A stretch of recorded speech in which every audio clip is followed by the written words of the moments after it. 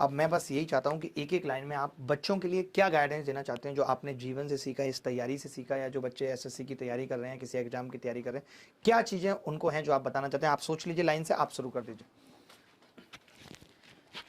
Sir तैयारी करते समय सबसे पहले यही है कि कंटेंट क्या पढ़ना है, इस बात पर जरूर जोर देना चाहिए हमें। कौन सी किताबें पढ़नी है, हाँ, नहीं, और हाँ। कौन सी छोड़नी है, और कौन से यूट्यूब चैनल देखने हैं और कौन से उससे छोड़ने हैं, नहीं। क्योंकि सिलेक्शन रील्स और मोटिवेशन से होगा नहीं। सर मोटिवेशन तो घर में भी आजकल बहुत यही बड़ा पड़ा सबसे है। बड़ा चीज़ है कि लोग कंटेंट बहुत सारा पढ़ लेते हैं, उस चक्कर में कुछ समझ नहीं आता क्या करना है क्या नहीं करना है। कई सारे कॉन्सेप्ट आ जाते हैं, फिर पेपर में वो सब चीज़ें फंस जाती हैं, कुछ समझ नहीं आता। तो सबसे पहला यही है कि उन्हें ये ध्यान देना है कि हमें क्या पढ़ना है और एक चीज़ पे फोकस करके पढ़ना है। और सर अभी भी मैं बहुत लोगों को देखता हूँ कि वो ओल्ड पैटर्न की बुक लगाते रहते हैं, लेकिन अभी क्या है कि जो आप लोगों की पीडीएफ्स आती है टीचर्स की, वो बहुत सफिशियंट होती हैं। अगर आप उन्हें 2-3 बार लगाएं, प्रीवियस ईयर उसमें इतना शामिल होता है कि आप उसके जरिए बहुत कुछ कर सकते हैं अलग उनके से लिए। करने की जरूरत नहीं है करने प्रीवियस, की ज़रूरत बिल्कुल। नहीं होती है। और मॉक्स तो आपको डेली ही देने हैं, और उनका स्कोर आपको प्रॉपर एनालिसिस करना है कि क्या किस में टाइम ज़्यादा लग रहा है, किस में कम, और उसके लिए आपको तैयार होकर उसे कितने महीने की तैयारी मान के चलें कि बच्चे को सिलेक्शन दिला देगी? सर अगर 1 ईयर की शिद्दत से कर ले प्रिपरेशन बहुत सफिशियंट सफिशिएंट है। है। बिल्कुल, इसके साथ आप काम कर सकते हैं। आप बताइए जी।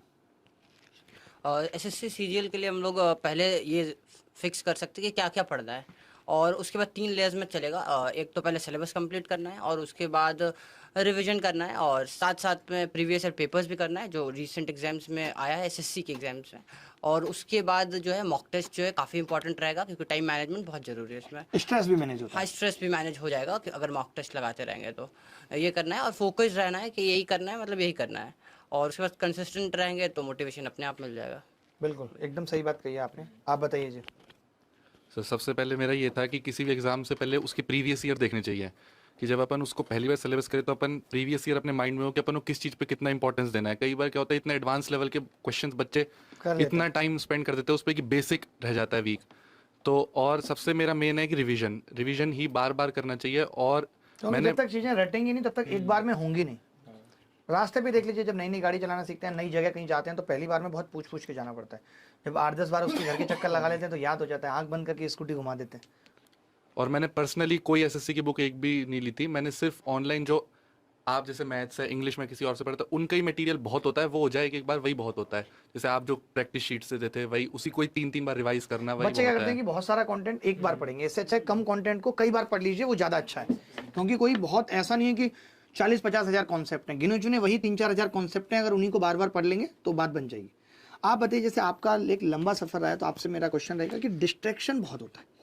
यूट्यूब है तो यूट्यूब से डिस्ट्रैक्शन है, इंस्टाग्राम है, फेसबुक है, व्हाट्सअप पे दोस्ती यारी बहुत है। तो डिस्ट्रैक्शन से बचने के लिए आपने क्या किया है? आपको कभी हुआ ही नहीं? सर ऐसा नहीं, डिस्ट्रैक्शन तो जैसे क्योंकि अगर मोबाइल है, व्हाट्सएप, यूट्यूब है इतना, तो डिस्ट्रैक्शन तो हो गए, लेकिन उससे आपको ये डिसाइड करना होगा क्या हमारे लिए सही है क्या नहीं। आप जैसे चैनल सब्सक्राइब करते हैं तो हमको, अगर हमको पता है कि हमको एजुकेशन, हमें पढ़ाई लिखाई, एक स्टूडेंट का क्या काम है, तो एजुकेशनल चैनल को ही सर सब्सक्राइब करें। और उसमें से भी मुझे लगता है कि उन चैनल्स को सब्सक्राइब करना चाहिए जो रेलिवेंट हैं, बिल्कुल ट्रेडिशनल सही अप्रोचेस कहते से हैं। नहीं। बहुत सारे बच्चे आप लोग सेलेक्ट हुए हैं, आप अपने साथ के देखे होंगे आपने, कि केवल भ्रम में रहते हैं, सिलेक्शन अरे हो जाएगा, मॉक में 90 नंबर आ रहा है, अरे जी सर, हो जी जाएगा। सर। तो देखिए, कहने से अरे हो जाएगा नहीं चलेगा।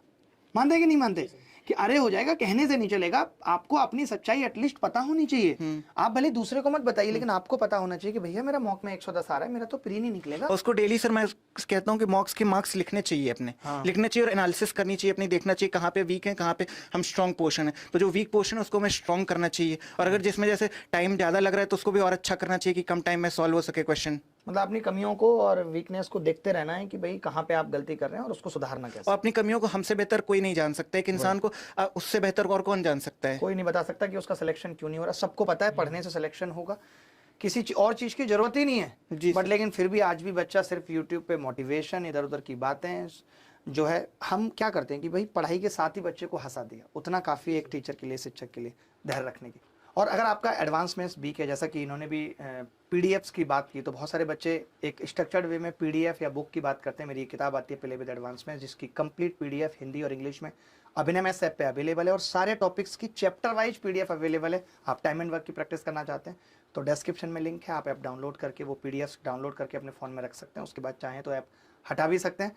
और वो जो किताब है प्ले विद एडवांसमेंट, उसको अपने मौसी के लड़के के साथ भी शेयर कर सकते हैं, अपनी होने वाली अर्धांगिनी के साथ भी शेयर कर सकते हैं। उसका भी सिलेक्शन आपके साथ होगा, दोनों अलग अलग जॉब पे जाएंगे, लड़ाई के लिए वक्त ही नहीं मिलेगा, जीवन बहुत सुख में बीतेगा। ठीक है, धन्यवाद, थैंक यू, बाय।